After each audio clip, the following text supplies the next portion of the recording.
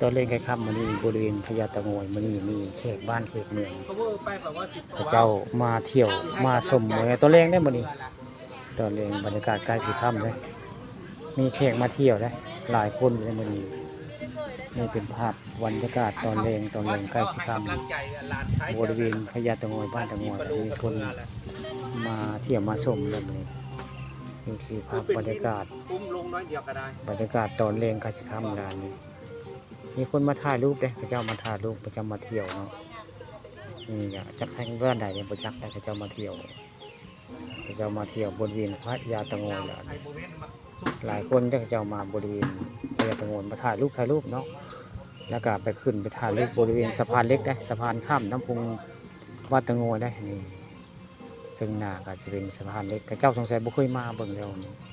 จักแขกบันไดพระเจ้ามาเที่ยวบริเวณพญาเต่างอยบ้านเต่างอยคือข่าวัดคำประสมก็เลยเอาภาพบรรยากาศอันถ้าจะมาเที่ยวมาชมหรือว่าอันเขตบ้านเขตเมืองหน่วยงานมาเที่ยวบริเวณพญาเต่างอยบ้านเต่างอยอันแมวนี่กับเพิ่นนอนในแมวพญาเต่างอยได้นอนในกันแมวอยู่ที่นี่พระเจ้าย่างคือไปถ่ายรูปบริเวณสะพานไปถ่ายรูปบริเวณสะพานพญาเต่างอยบ้านเต่างอยซึ่งหน้ากับซีนีรูปปั้นพญานาคสวยงามแล้วก็จะไปถ่ายรูปปั้นตะกี้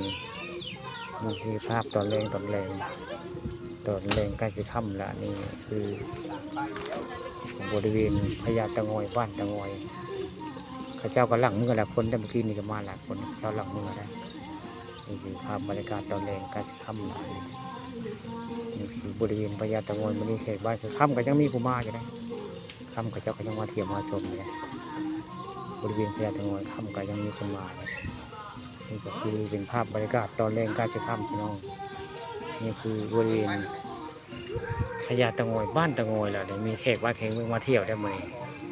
แต่เป็นการสิตกแล้วก็ยังมีคนมาอยู่ได้